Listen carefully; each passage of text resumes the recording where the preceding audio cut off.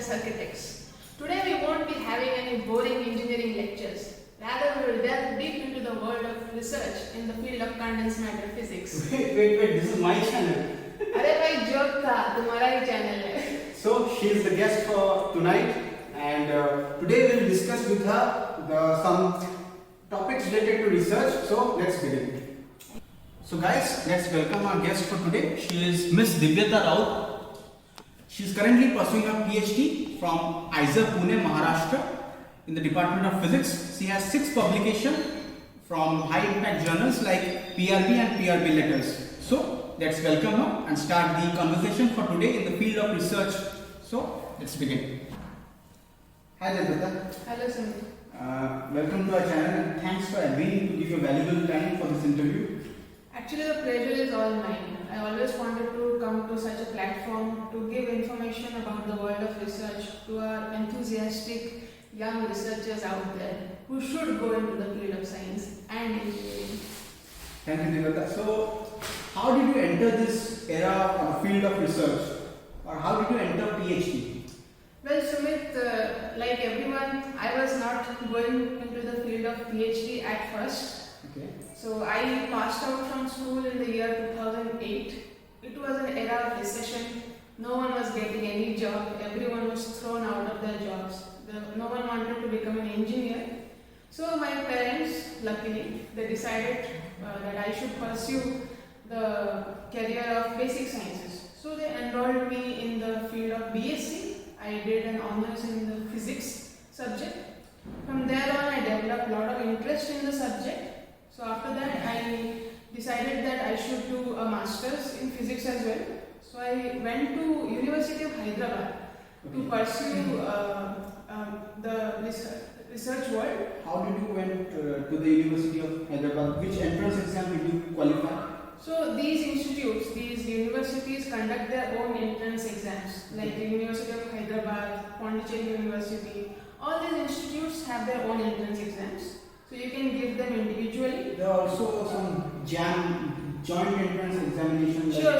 You can also give an entrance exam called IIT JAM, where you get to pursue masters in IITs. But I feel IITs are more into the suited, technical part. more into BTech, and they focus more on BTech and MTech rather than basic sciences. But it's not true for all IITs. For example, IIT Bombay is doing very good research in basic sciences in condensed matter. There are also some institutes providing basic is the NISER, then IISc Bangalore. These are also good for the basic science research. In fact, IISc is the best institute in India Yes. for conducting research. They are doing cutting edge research in the whole world in this time of the era. So you can give all these entrance exams, you can give IIT JAM, you can give individual entrance exams. Also you can clear CSIR NET, for which you will get a fellowship also during your research tenure if you qualify JRF. Also you can give a JEST exam, Joint Entrance Screening Test, which is a very tough exam to crack. But you can give all these exams and then apply for... we in India, we need to do the master degree. After, like I did my MTech, after my BTech, then I pursued my PhD degree. You did your BSc, then MSc, then your PhD. I've seen in universities out of India, in the MIT or in the Nanyang Technical University, they do PhD just after their bachelor's degree. How is the process involved in that? Not only institutes abroad. In fact, if you consider IISERs, they have this course called BSMS. It's a dual degree where you can do both bachelor's and master's together. So either you can just do a bachelor's course at IISER, take that degree and go out, pursue master's abroad, or you can stay in IISER if you find a subject suitable to your interest. Complete both BSc and master's at IISER, do a project in your final year, and then you have the experience of both, and then you go over to do a PhD in your required field of research. So that's the process. And what about the job opportunities after PhD?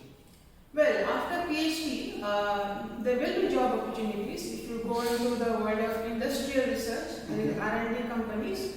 But most of the PhDs who are good in their field, they prefer to do 1 or 2 postdocs abroad. You can also do postdoc in India, but I feel the type of The exposure is exposure, better. the facilities, Exactly. the infrastructure, the money, it's slightly better, not slightly, it's better abroad, so that your work won't be delayed as much as in India. So you can do postdocs abroad, gain some experience in your field of research, and then come back to India or to try to find a job abroad. Then it will be relatively easier. So Devlata, which all labs outside India you have visited and worked? So during my PhD, we had multiple opportunities to go abroad Okay. for conducting some experiments which cannot be done in India. For example, I have to use some synchrotron sources which are present in France, in Italy, in Germany, and in Spain. So I have visited almost more than 4 European countries to carry out experiments on my samples using these synchrotron sources. And I didn't have to spend any money from my pocket. This is a very good point for the viewers. If you want to do your research in one field in a very depicted manner, then the government will provide or the institute will provide you the full funding for doing your research. Even if you go abroad to the labs using the costly and effective equipments. Yeah, definitely. You just have to submit your proposal, and if your proposal is up to the mark, it's of very good quality. The Government of India, the BST, Department of Science and Technology, gives you the money for your entire stay. It gives you additional money for your food, your accommodation, so that you can comfortably go out there, conduct your experiment, get very nice results, come back without spending money from your pocket, and publish in very nice journals. Another question. Nowadays students are more into attending the lectures, studying for the exams, then getting the marks, getting the certificates and leaving the university. So they are not more into the research. So how a student should get into the research starting from the BS level or BTech level? Yeah, definitely. So if a person or a student is not aware of the research world, they will just do rote learning, they will just read from the books, mug it up, then vomit it out on the exam sheet, and have no clue how this theory applies to experiment, how it is experimentally proven. And they have very little exposure in the name of practicals they do, and that too they don't do with full rigor. But if you are enrolled in a course like BSMS at IISER, not only do you have to do a thorough theoretical course, you also have to go to labs for a practical exposure. You do projects, you do actual research, you work on projects in every semester for which there is a certain percentage of marks allotted for that. So it's a very balanced structure of both theory as well as research for a BSMS course at IISER. Rather, if you are not doing a BSMS course and if you have just finished your BSc, instead of wasting your time, you can enroll for the project student role by getting a JRF position, which is available at many institutes. They give an advertisement for that. There are two sections. One is the UGC net, another is the CSIR net. Yeah. Either you qualify these exams or the professors themselves advertise some positions for which you get a particular amount of money for a period of 2 years. 2 years. So 16,000 per month if you are appointed as a JRF, Junior Research Fellow, in under that guide, Particular in that institute. So you get to do the research work for a period of 2 years, and if you get a nice publication out of it, you can use it to apply for a PhD abroad. So what's happened? What does happen inside the PhD? Once you get enrolled into the PhD, then what sort of thing gets happened? My viewers want to know. So the world of research is very different from the theoretical world that our viewers are usually used to. So you have to apply all the knowledge that you have gathered from the books into the practical application. For example, in my field, I have to make compounds. I have to have the knowledge of chemistry to make new samples. And after these samples are formed, I have to measure their properties, like very low temperature properties. I measure their resistivity, their thermopower, everything from room temperature down to 2 Kelvin. And for that we use cryogenic coolers. Not only that, we measure the properties from room temperature up to 2000 degrees centigrade. So such high temperature setups are also present in our lab. And even if we are not satisfied with that, we take our samples abroad to synchrotron sources, then examine their structure, solve it, then find out a nice structure property relationship. Exactly. We have experienced that the basic science research is more tough than the technical research the people do in MTech or PhD after MTech. Because I won't say that. Both are equally tough. Their world is equally tough. Our world is equally tough. the difference is that they make something for the industrial manner, for the basic manner, but we make use of that we make use of that sample, whichever they make, and make it application oriented for the public or for the industry. Yeah, basically we study the fundamental laws governing Exactly. those samples, and these engineers are smart enough to apply our research in the field of applications. For example, say the storage device, the hard disk. The fundamental concept behind that is giant magnetoresistance. But we just discovered the property of magnetoresistance, and we found compounds like La103 which have GMR. But these people put that concept into the device, which is your mobile phone, and now you are able to store a lot of data. But you people do not know them. They are the basic, or we could say the base of their research. They begin, and we just grasp it and give to the public.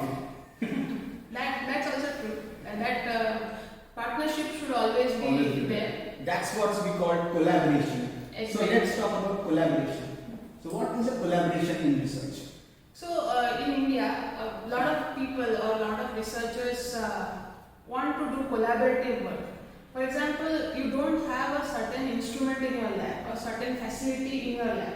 So you look for people in India as well as abroad who have that facility or that instrument. Then you talk to them over email, then you make a proposal like we have made this sample, we want to measure this property using your instrument. And if they agree, they do the measurements, and then you put their name in the paper you publish, and it's a collaborative work. So by the efforts of both groups, you could publish some work, and both of them benefited from that. This is one viewpoint of collaboration. There is also another viewpoint, that is interdisciplinary research. Yeah, exactly. So we are living in the era of 2021. You cannot just do physics, you cannot just do biology, you cannot just do chemistry. So there is this world of interdisciplinary research. People are doing research in biophysics, where they are making some protein using the biochemical research, and then studying the dynamics of the protein folding, like the mechanical stress and strain, which is a physics concept. So they are combining both, and the result of this is the application which you study how your muscles function, how a protein or something in your body absorbs medicine, and you are cured. So these days everything is combined together. You cannot differentiate the three subjects anymore. It was a very thoughtful discussion about the field of research with you. So we'll have more discussions like this in future. I hope so. If you give us this amount of time. Sure. So I'm gonna end the video, or you gonna end it? Let me do the honors since I started the video. Okay. Please hit the like button if you like the content of the channel. Please comment below if you have any questions or doubts regarding today's sessions or the sessions in the past. Please hit the subscribe button for the Circuitex channel for more such exciting content, and keep connected. Thank you. Thank you, Divya. Thank you.